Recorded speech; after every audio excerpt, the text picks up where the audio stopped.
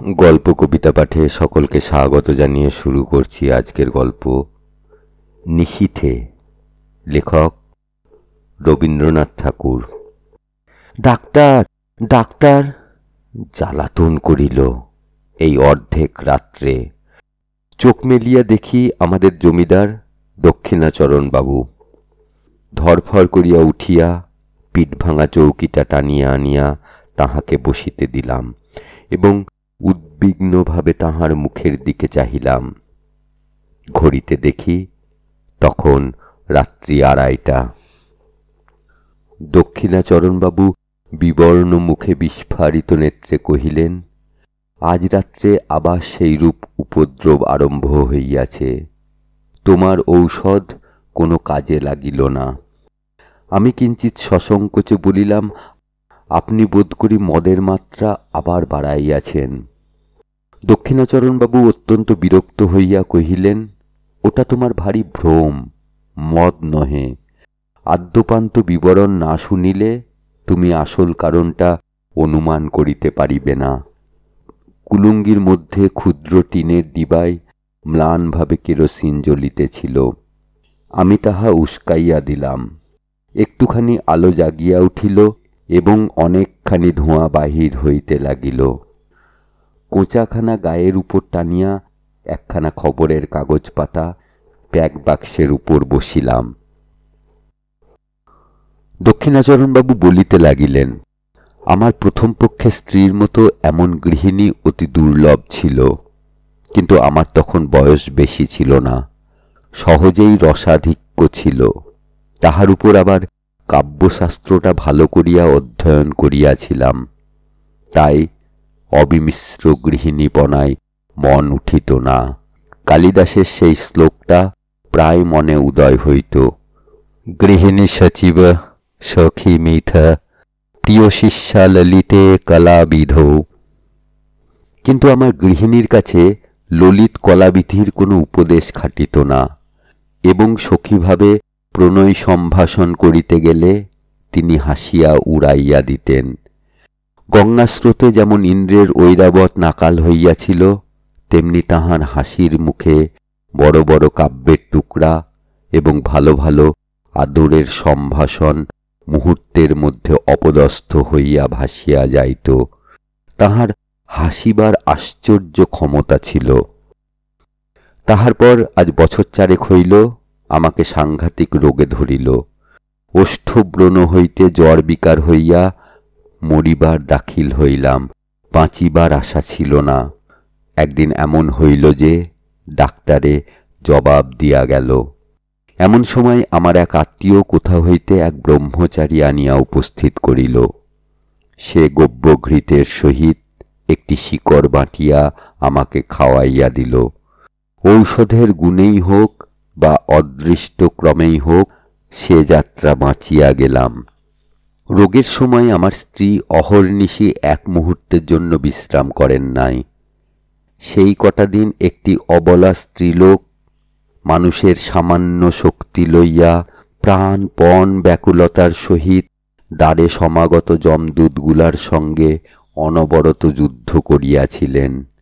তাহার সমস্ত প্রেম, সমস্ত হৃদয়, সমস্ত যত্ন দিয়া আমার এই অযোগ্য প্রাণটাকে যেন বক্ষের শিশুর মতো 2 হস্তে ঝাঁপিয়া ঢাকিয়া রাখিয়াছিলেন।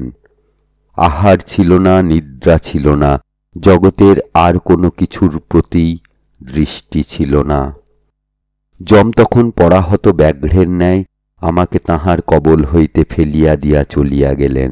কিন্তু যাইবার সময় আমার স্ত্রীকে একটা প্রবল থাবা মারিয়া গেলেন। আমার স্ত্রী তখন গর্ভবতী ছিলেন। অনতিকাল পরে এক মৃত সন্তান প্রসব করিলেন। তাহার পর হইতেই তাহার নানা প্রকার জটিল ব্যামোর সূত্রপাত হইল। তখন আমি তাহার সেবা আরম্ভ করিয়া দিলাম। তাহাতে তিনি বিব্রত হইয়া উঠিলেন। বলিতে লাগিলেন, আহ, করো কি? লোকে বলিবে কি? অমন করিয়া দিনরাত্রি তুমি আমার ঘরে যাতায়াত করিও না। যেন নিজে পাখা খাইতেছি এরূপ ভান করিয়া রাত্রে যদি তাহাকে তাহার জ্বরের সময় পাখা করিতে যাইতাম তো ভারী একটা কাড়াকাড়ি ব্যাপার পড়িয়া যাইত। কোনোদিন যদি তাহার শুশ্রূষা উপলক্ষে আমার আহারের নিয়মিত সময় 10 মিনিট উত্তীর্ণ হইয়া যাইত, তবে সেও নানা প্রকার অনুনয়, অনুরোধ, অনুযোগের কারণ হইয়া দাঁড়াইত। স্বল্পমাত্র সেবা করিতে গেলে হিতে বিপরীত হইয়া উঠিত। তিনি বলিতেন, পুরুষ মানুষের অতটা বাড়াবাড়ি ভালো নয়। আমাদের সেই বরানগরের বাড়িটি বোধ করি তুমি দেখিয়াছ। বাড়ির সামনেই বাগান এবং বাগানের সম্মুখেই গঙ্গা বহিতেছে। আমাদের শোবার ঘরের নিচেই দক্ষিণের দিকে খানিকটা জমি মেহেদির বেড়া দিয়া ঘিরিয়া আমার স্ত্রী নিজের মনের মতো এক টুকরা বাগান বানাইয়াছিলেন। সমস্ত বাগানটির মধ্যে সেই খণ্ডটি অত্যন্ত সাদাসিধা এবং নিতান্ত দিশি, অর্থাৎ তাহার মধ্যে গন্ধের অপেক্ষা বর্ণের বাহার, ফুলের অপেক্ষা পাতার বৈচিত্র্য ছিল না, এবং টবের মধ্যে অকিঞ্চিৎকর উদ্ভিজ্জের পার্শ্বে কাঠি অবলম্বন করিয়া কাগজে নির্মিত লাটিন নামের জয়ধ্বজা উড়িত না। বেল, জুঁই, গোলাপ, গন্ধরাজ, করবী এবং রজনীগন্ধারই প্রাদুর্ভাব কিছু বেশি।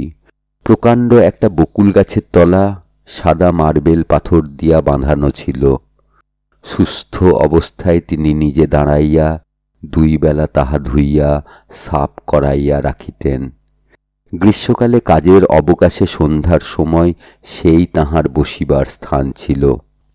সেখান হইতে গঙ্গা দেখা যাইত, কিন্তু গঙ্গা হইতে কুঠির পানসির বাবুরা তাহাকে দেখিতে পাইত না। অনেক দিন শয্যাগত থাকিয়া একদিন চৈত্রের শুক্লপক্ষ সন্ধ্যায় তিনি কহিলেন, ঘরে বদ্ধ থাকিয়া আমার প্রাণ কেমন করিতেছে, আজ একবার আমার সেই বাগানে গিয়া বসিব। আমি তাহাকে বহু যত্নে ধরিয়া ধীরে ধীরে সেই বকুলতলের প্রস্তর বেদিকায় লইয়া গিয়া শয়ন করাইয়া দিলাম। আমারই জানুর উপরে তাহার মাথাটি তুলিয়া রাখিতে পারিতাম, কিন্তু জানি সেটাকে তিনি অদ্ভুত আচরণ বলিয়া গণ্য করিবেন। তাই একটি বালিশ আনিয়া তাহার মাথার তলায় রাখিলাম। 2টি একটি করিয়া প্রস্ফুট বকুল ফুল ঝরিতে লাগিল এবং শাখান্তরাল হইতে ছায়াঙ্কিত জ্যোৎস্না তাহার শীর্ণ মুখের উপর আসিয়া পড়িল। চারিদিক শান্ত নিস্তব্ধ। সেই ঘনগন্ধপূর্ণ ছায়ান্ধকারে এক পার্শ্বে নীরবে বসিয়া তাহার মুখের দিকে চাহিয়া আমার চোখে জল আসিল। আমি ধীরে ধীরে গাছের গোড়ায় আসিয়া 2 হস্তে তাহার একটি উত্তপ্ত শীর্ণ হাত তুলিয়া লইলাম। তিনি তাহাতে কোনো আপত্তি করিলেন না। কিছুক্ষণ এইরূপ চুপ করিয়া বসিয়া থাকিয়া আমার হৃদয় কেমন উদ্বেলিত হইয়া উঠিল। আমি বলিয়া উঠিলাম, তোমার ভালোবাসা আমি কোনো কালে ভুলিব না। তখনই বুঝিলাম কথাটা বলিবার কোনো আবশ্যক ছিল না। আমার স্ত্রী হাসিয়া উঠিলেন।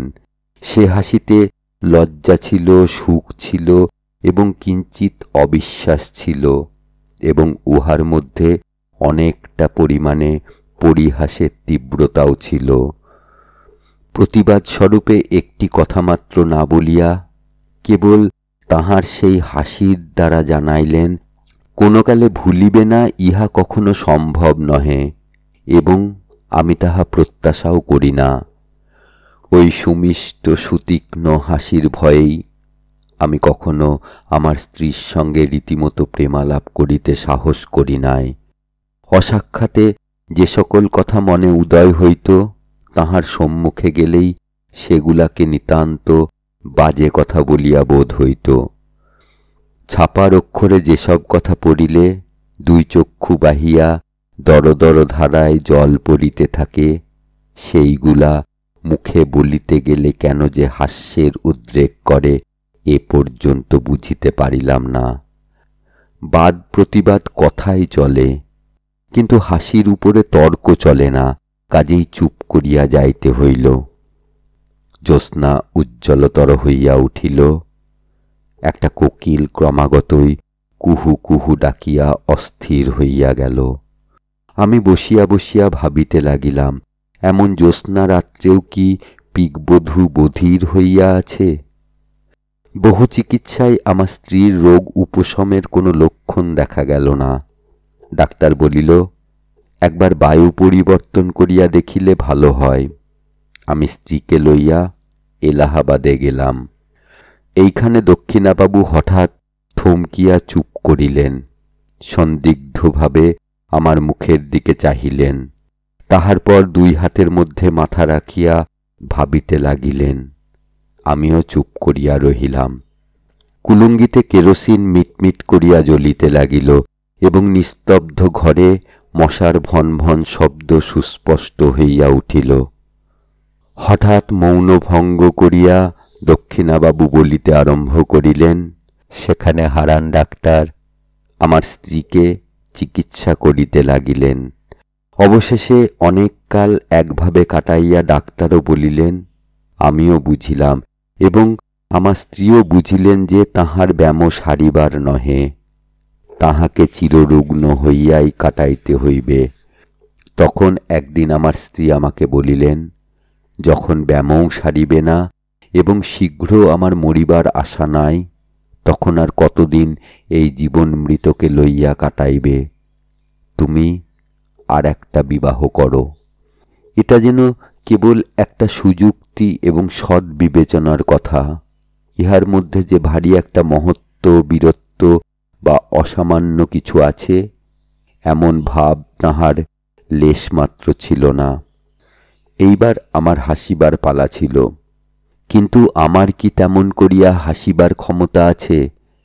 আমি উপন্যাসের প্রধান নায়কের ন্যায় গম্ভীর সমুচ্চভাবে বলিতে লাগিলাম, যতদিন এই দেহে জীবন আছে। তিনি বাধা দিয়া কহিলেন, নাও নাও, আর বলিতে হইবে না। তোমার কথা শুনিয়া আমি আর বাঁচি না। আমি পরাজয় স্বীকার না করিয়া বলিলাম, এ জীবনে আর কাহাকেও ভালোবাসিতে পারিব না। শুনিয়া আমার স্ত্রী ভারী হাসিয়া উঠিলেন। তখন আমাকে ক্ষান্ত হইতে হইল। জানি না তখন নিজের কাছেও কখনো স্পষ্ট স্বীকার করিয়াছি কিনা, কিন্তু এখন বুঝিতে পারিতেছি এই আরোগ্য আশাহীন সেবা কার্যে আমি মনে মনে পরিশ্রান্ত হইয়া গিয়াছিলাম। এ কার্যে যে ভঙ্গ দিব এমন কল্পনাও আমার মনে ছিল না, অথচ চিরজীবন এই চিররুগ্নকে লইয়া যাপন করিতে হইবে এ কল্পনাও আমার নিকট পীড়াজনক হইয়াছিল। হায়, প্রথম যৌবনকালে যখন সম্মুখে তাকাইয়াছিলাম, তখন প্রেমের কুহকে, সুখের আশ্বাসে, সৌন্দর্যের মরীচিকায় সমস্ত ভবিষ্যৎ জীবন প্রফুল্ল দেখাইতেছিল। আজ হইতে শেষ পর্যন্ত কেবলই আশাহীন সুদীর্ঘ সতৃষ্ণ মরুভূমি। আমার সেবার মধ্যে সেই আন্তরিক শ্রান্তি নিশ্চয় তিনি দেখিতে পাইয়াছিলেন। তখন জানিতাম না, কিন্তু এখন সন্দেহ মাত্র নাই যে তিনি আমাকে যুক্তাক্ষরহীন প্রথম ভাগ শিশু শিক্ষার মতো অতি সহজে বুঝিতেন। সেই জন্য যখন উপন্যাসের নায়ক সাজিয়া গম্ভীরভাবে তাহার নিকট কবিত্ব ফলাইতে যাইতাম, তিনি এমন সুগভীর স্নেহ অথচ অনিবার্য কৌতুকের সহিত হাসিয়া উঠিতেন।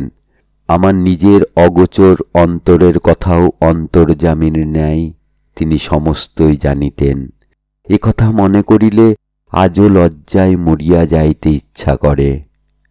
হারান ডাক্তার আমাদের স্বজাতীয়, তাহার বাড়িতে আমার প্রায়ই নিমন্ত্রণ থাকিত।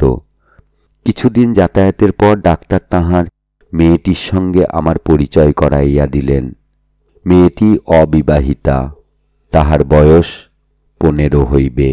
ডাক্তার বলেন, তিনি মনের মতো পাত্র পান নাই বলিয়া বিবাহ দেন নাই, কিন্তু বাহিরের লোকের কাছে গুজব শুনিতাম মেয়েটির কুলের দোষ ছিল। কিন্তু আর কোনো দোষ ছিল না, যেমন সুরূপ তেমনি সুশিক্ষা। সেই জন্য মাঝে মাঝে এক একদিন তাহার সহিত নানা কথার আলোচনা করিতে করিতে আমার বাড়ি ফিরিতে রাত হইত। আমার স্ত্রীকে ঔষধ খাওয়াইবার সময় উত্তীর্ণ হইয়া যাইত। তিনি জানিতেন আমি হারান ডাক্তারের বাড়ি গিয়াছি, কিন্তু বিলম্বের কারণ একদিনও আমাকে জিজ্ঞাসাও করেন নাই। মরুভূমির মধ্যে আর একবার মরীচিকা দেখিতে লাগিলাম।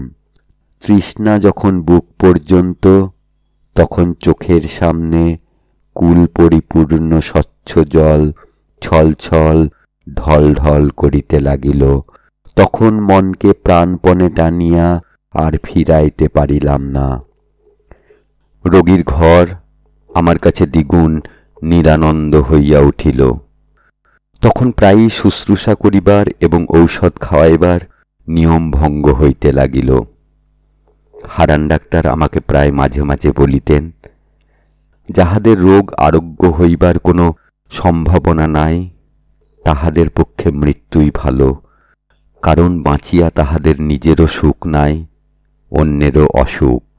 কথাটা সাধারণভাবে বলিতে দোষ নাই, তথাপি আমার স্ত্রীকে লক্ষ্য করিয়া এমন প্রসঙ্গ উত্থাপন করা তাহার উচিত হয় নাই। কিন্তু মানুষের জীবন মৃত্যু সম্বন্ধে ডাক্তারদের মন এমন অসার যে তাহারা ঠিক আমাদের মনের অবস্থা বুঝিতে পারে না।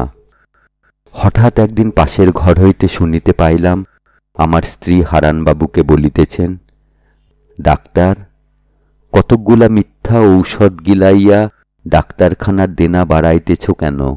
আমার প্রাণটাই যখন একটা ব্যামো, তখন এমন একটা ওষুধ দাও যাহাতে শীঘ্র এই প্রাণটা যায়। ডাক্তার বলিলেন, ছি, এমন কথা বলিবেন না। কথাটা শুনিয়া হঠাৎ আমার বক্ষে বড় আঘাত লাগিল। ডাক্তার চলিয়া গেলে আমার স্ত্রীর ঘরে গিয়া তাহার শয্যা প্রান্তে বসিলাম। তাহার কপালে ধীরে ধীরে হাত বুলাইয়া দিতে লাগিলাম।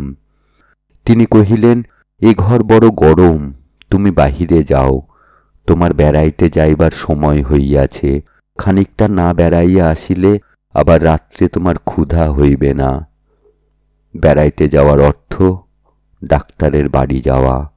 আমি তাহাকে বুঝাইয়াছিলাম ক্ষুধা সঞ্চারের পক্ষে খানিকটা বেড়াইয়া আসা বিশেষ আবশ্যক। এখন নিশ্চয় বলতে পারি তিনি প্রতিদিনই আমার এই ছলনাটুকু বুঝিতেন। আমি নির্বোধ, মনে করিতাম তিনি নির্বোধ। এই বলিয়া দক্ষিণাচরণবাবু অনেকক্ষণ করতলে মাথা রাখিয়া চুপ করিয়া বসিয়া রহিলেন। অবশেষে কহিলেন, আমাকে এক গ্লাস জল আনিয়া দাও। জল খাইয়া বলিতে লাগিলেন, একদিন ডাক্তারবাবুর কন্যা মনোরমা আমার স্ত্রীকে দেখিতে আসিবার ইচ্ছা প্রকাশ করিলেন। জানি না কি কারণে তাহার সে প্রস্তাব আমার ভালো লাগিল না, কিন্তু প্রতিবাদ করিবার কোনো হেতু ছিল না। তিনি একদিন সন্ধ্যাবেলায় আমাদের বাসায় আসিয়া উপস্থিত হইলেন। সেদিন আমার স্ত্রীর বেদনা অন্য দিনের অপেক্ষা কিছু বাড়িয়া উঠিয়াছিল। যেদিন তাহার ব্যথা বাড়ে, সেদিন তিনি অত্যন্ত স্থির নিস্তব্ধ হইয়া থাকেন। কেবল মাঝে মাঝে মুষ্টিবদ্ধ হইতে থাকে এবং মুখ নীল হইয়া আসে। তাহাতেই তাহার যন্ত্রণা বুঝা যায়। ঘরে কোনো সাড়া ছিল না। আমি শয্যা প্রান্তে চুপ করিয়া বসিয়াছিলাম।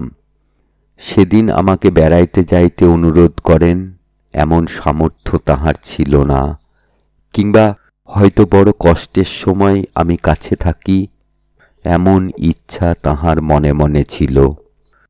চোখে লাগিবে বলিয়া কেরোসিনের আলোটা দ্বারের পার্শ্বে ছিল। ঘর অন্ধকার এবং নিস্তব্ধ। কেবল একবার যন্ত্রণার কিঞ্চিত উপশমে আমার স্ত্রীর গভীর দীর্ঘ নিঃশ্বাস শোনা যাইতেছিল। এমন সময়ে মনোরমা ঘরের প্রবেশদ্বারে দাঁড়াইলেন। বিপরীত দিক হইতে কেরোসিনের আলো আসিয়া তাহার মুখের উপর পড়িল। আলো আঁধারে লাগিয়া তিনি কিছুক্ষণ ঘরের কিছুই দেখিতে না পাইয়া দ্বারের নিকট দাঁড়াইয়া ইতস্তত করিতে লাগিলেন। আমার স্ত্রী চমকিয়া আমার হাত ধরিয়া জিজ্ঞাসা করিলেন, ও কে? তাহার সেই দুর্বল অবস্থায় হঠাৎ অচেনা লোক দেখিয়া ভয় পাইয়া আমাকে 2-3 বার অস্ফুট স্বরে প্রশ্ন করিলেন, ও কে? ও কে গো? আমার কেমন দুর্বুদ্ধি হইল। আমি প্রথমেই বলিয়া ফেলিলাম, আমি চিনি না। বলিবা মাত্রই কে যেন আমাকে কষাঘাত করিল। পরের মুহূর্তেই বলিলাম, ওহ, আমাদের ডাক্তারবাবুর কন্যা। স্ত্রী একবার আমার মুখের দিকে চাহিলেন। আমি তাহার মুখের দিকে চাহিতে পারিলাম না। পরক্ষণেই তিনি ক্ষীণ স্বরে অভ্যাগতকে বলিলেন, আপনি আসুন। আমাকে বলিলেন, আলোটা ধরো। মনোরমা ঘরে আসিয়া বসিলেন। তাহার সহিত রোগিণীর অল্প স্বল্প আলাপ চলিতে লাগিল। এমন সময় ডাক্তারবাবু আসিয়া উপস্থিত হইলেন। তিনি তাহার ডাক্তারখানা হইতে 2 শিশি ওষুধ সঙ্গে আনিয়াছিলেন।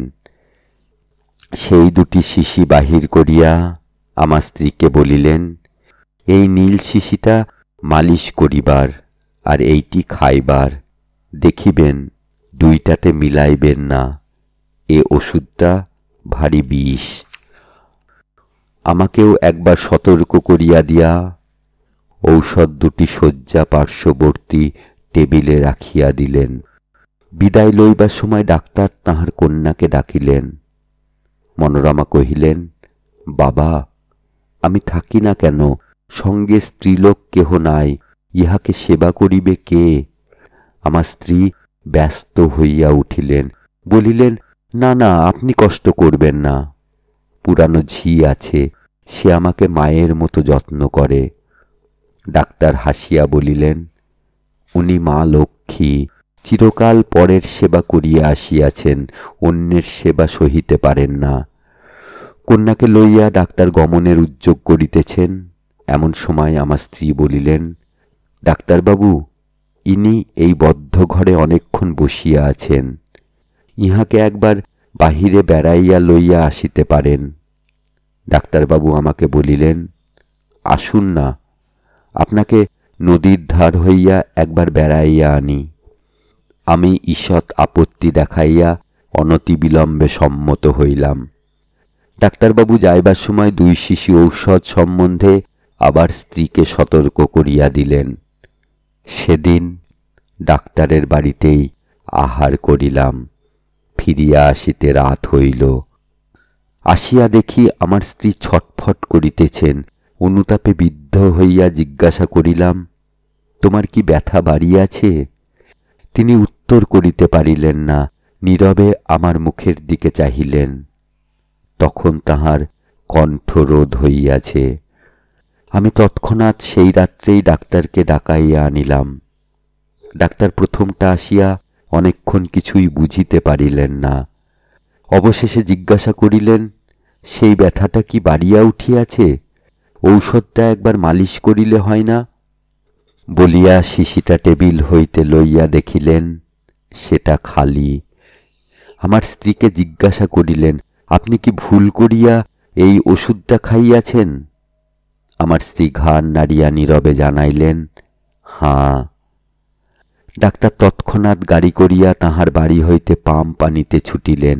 আমি অর্ধমূর্ছিতের ন্যায় আমার স্ত্রীর বিছানার উপর গিয়া পড়িলাম।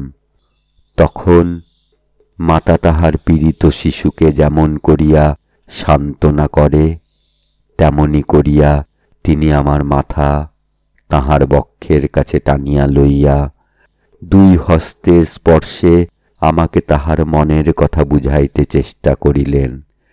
কেবল তাহার সেই করুণ স্পর্শের দ্বারাই আমাকে বারংবার করিয়া বলিতে লাগিলেন, শোক করিও না, ভালোই হইয়াছে, তুমি সুখী হইবে। এবং সেই মনে করিয়া আমি সুখে মরিলাম। ডাক্তার যখন ফিরিলেন, তখন জীবনের সঙ্গে সঙ্গে আমার স্ত্রীর সকল যন্ত্রণার অবসান হইয়াছে।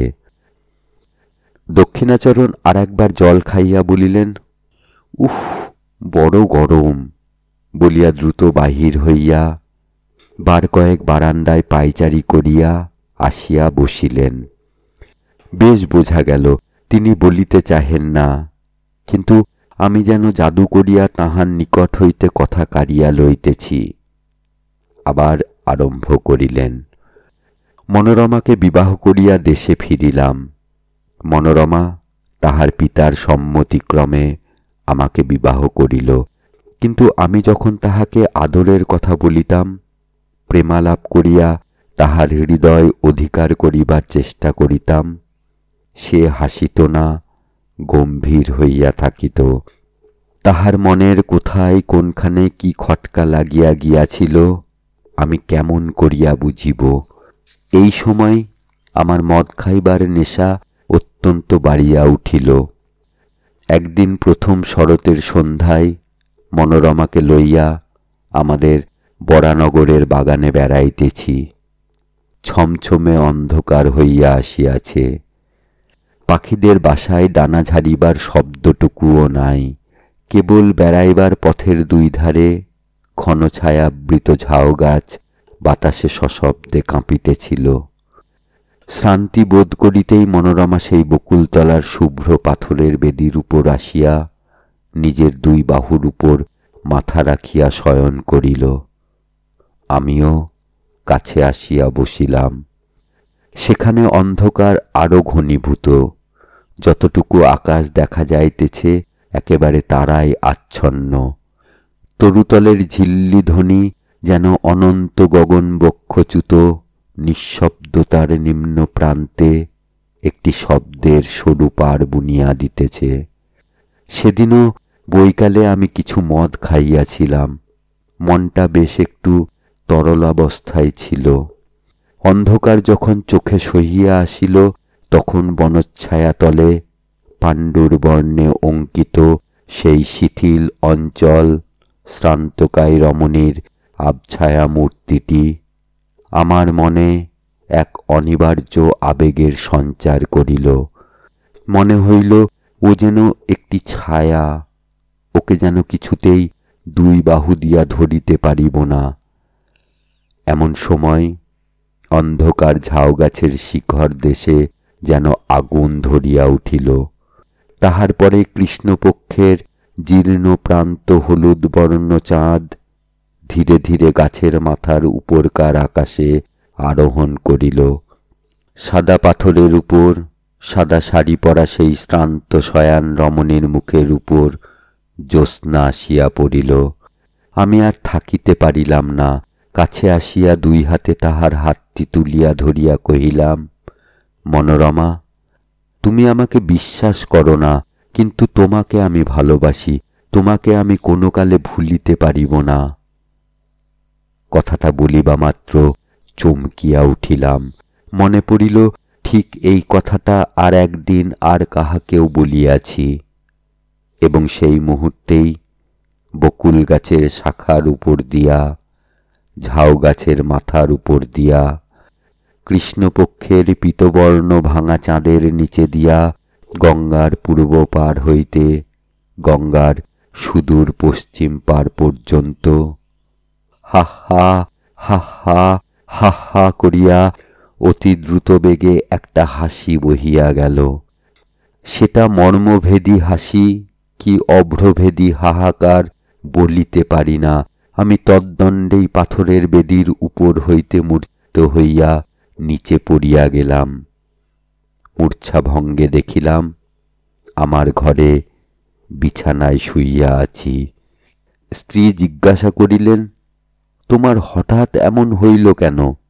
আমি কাঁপিয়া উঠিয়া বলিলাম, শুনিতে পাও নাই? সমস্ত আকাশ ভরিয়া হা হা করিয়া একটা হাসি বহিয়া গেল। স্ত্রী হাসিয়া কহিলেন, সে বুঝি হাসি? সার বাঁধিয়া দীর্ঘ এক ঝাঁক পাখি উড়িয়া গেল। তাহাদেরই পাখার শব্দ শুনিয়াছিলাম। তুমি এত অল্পেই ভয় পাও? দিনের বেলায় স্পষ্ট বুঝিতে পারিলাম পাখির ঝাঁক উড়িবার শব্দই বটে। এই সময়ে উত্তর দেশ হইতে হংসশ্রেণী নদীর চরে চড়িবার জন্য আসিতেছে। কিন্তু সন্ধ্যা হইলে সে বিশ্বাস রাখিতে পারিতাম না। তখন মনে হইত চারিদিকে সমস্ত অন্ধকার ভরিয়া, ঘন হাসি জমা হইয়া রহিয়াছে। সামান্য একটা উপলক্ষে হঠাৎ আকাশ ভরিয়া অন্ধকার বিদীর্ণ করিয়া ধ্বনিত হইয়া উঠিবে। অবশেষে এমন হইল, সন্ধ্যার পর মনোরমার সহিত একটা কথা বলিতে আমার সাহস হইত না। তখন আমাদের বরানগরের বাড়ি ছাড়িয়া মনোরমাকে লইয়া বোটে করিয়া বাহির হইলাম। অগ্রহায়ণ মাসে নদীর বাতাসে সমস্ত ভয় চলিয়া গেল। কয়দিন বড় সুখে ছিলাম। চারিদিকের সৌন্দর্যে আকৃষ্ট হইয়া মনোরমাও যেন তাহার হৃদয়ের রুদ্ধদ্বার অনেক দিন পরে ধীরে ধীরে আমার নিকট খুলিতে লাগিল। গঙ্গা ছাড়াইয়া খড়ে ছাড়াইয়া অবশেষে পদ্মায় আসিয়া পৌঁছিলাম। ভয়ঙ্করী পদ্মা তখন হেমন্তের বিবরলীন ভুজঙ্গিনীর মতো কৃশ নির্জীবভাবে সুদীর্ঘ শীত নিদ্রায় নিবিষ্ট ছিল। উত্তর পারে জনশূন্য তৃণশূন্য দিগন্ত প্রসারিত বালির চর ধু ধু করিতেছে, এবং দক্ষিণের উচ্চ পাড়ের উপর গ্রামের আমবাগানগুলি এই রাক্ষসী নদীর নিতান্ত মুখের কাছে জোর হস্তে দাঁড়াইয়া কাঁপিতেছে। পদ্মা ঘুমের ঘোরে একবার পাশ ফিরিতেছে, এবং বিদীর্ণ তটভূমি ঝুপঝাপ করিয়া ভাঙিয়া ভাঙিয়া পড়িতেছে।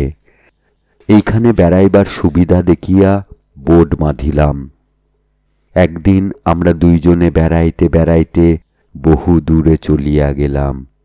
সূর্যাস্তের স্বর্ণচ্ছায়া মিলাইয়া যাইতেই শুক্লপক্ষের নির্মল চন্দ্রালোক দেখিতে দেখিতে ফুটিয়া উঠিল। সেই অন্তহীন শুভ্র বালির চরের উপর যখন অজস্র অবারিত উচ্ছ্বসিত জ্যোৎস্না একেবারে আকাশের সীমান্ত পর্যন্ত প্রসারিত হইয়া গেল, তখন মনে হইল যেন জনশূন্য চন্দ্রালোকের অসীম স্বপ্নরাজ্যের মধ্যে কেবল আমরা দুইজনে ভ্রমণ করিতেছি। একটি লাল শাল মনোরমার মাথার উপর হইতে নামিয়া তাহার মুখখানি বেষ্টন করিয়া তাহার শরীরটি আচ্ছন্ন করিয়া রহিয়াছে। নিস্তব্ধতা যখন নিবিড় হইয়া আসিল, কেবল একটি সীমাহীন দিশাহীন শুভ্রতা এবং শূন্যতা ছাড়া যখন আর কিছুই রহিল না, তখন মনোরমা ধীরে ধীরে হাতটি বাহির করিয়া আমার হাত চাপিয়া ধরিল।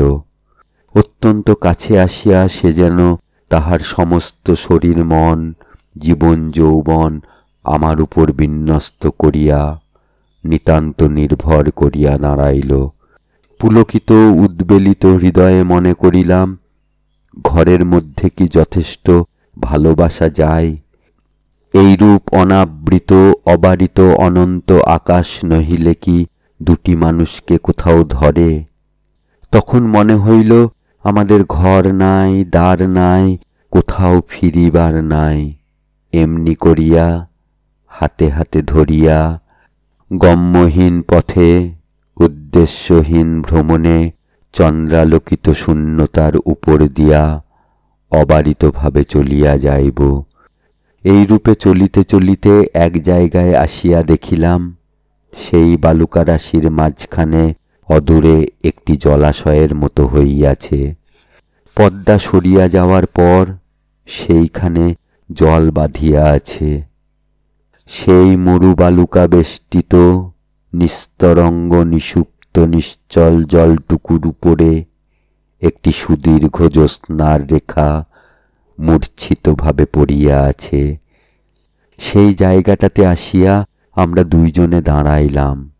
মনোরমা কি ভাবিয়া আমার মুখের দিকে চাহিল। তাহার মাথার উপর হইতে শালটা হঠাৎ খসিয়া পড়িল। আমি তাহার সেই জ্যোৎস্না বিকশিত মুখখানি তুলিয়া ধরিয়া চুম্বন করিলাম। সেই সময় সেই জনমানব শূন্য নিঃসঙ্গ মরুভূমির মধ্যে গম্ভীর স্বরে কে তিনবার বলিয়া উঠিল, ওকে ওকে ওকে। আমি চমকিয়া উঠিলাম, আমার স্ত্রীও কাঁপিয়া উঠিলেন, কিন্তু পরক্ষণেই আমরা দুইজনেই বুঝিলাম এই শব্দ মানসিক নহে, অমানুষিকও নহে। চরবিহারী জলচর পাখির ডাক। হঠাৎ এত রাত্রে তাহাদের নিরাপদ নিভৃত নিবাসের কাছে লোক সমাগম দেখিয়া চকিত হইয়া উঠিয়াছে। সেই ভয়ের চমক খাইয়া আমরা দুইজনেই তাড়াতাড়ি বোটে ফিরিলাম। রাত্রে বিছানায় আসিয়া শুইলাম। শ্রান্ত শরীরে মনোরমা অবিলম্বে ঘুমাইয়া পড়িল। তখন অন্ধকারে কে একজন আমার মশারির কাছে দাঁড়াইয়া সুষুপ্ত মনোরমার দিকে একটিমাত্র দীর্ঘ শীর্ণ অস্থিসার অঙ্গুলি নির্দেশ করিয়া যেন আমার কানে কানে অত্যন্ত চুপি চুপি অস্ফুট কণ্ঠে কেবলই জিজ্ঞাসা করিতে লাগিল, ও কে? ও কে? ও কে গো? তাড়াতাড়ি উঠিয়া দেশলাই জ্বালাইয়া বাতি ধরাইলাম।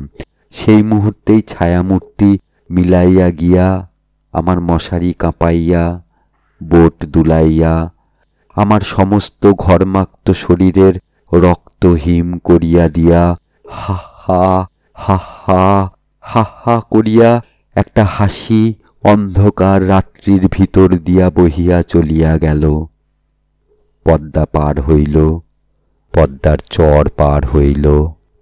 তাহার পরবর্তী সমস্ত সুপ্ত দেশ গ্রাম নগর পার হইয়া গেল, যেন তাহা চিরকাল ধরিয়া দেশ দেশান্তর লোক লোকান্তর পার হইয়া ক্রমশ ক্ষীণ ক্ষীণতর ক্ষীণতম হইয়া অসীম সুদূরে চলিয়া যাইতেছে।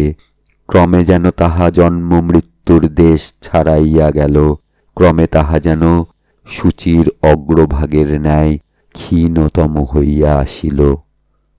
এত ক্ষীণ শব্দ কখনো শুনি নাই, কল্পনা করি নাই।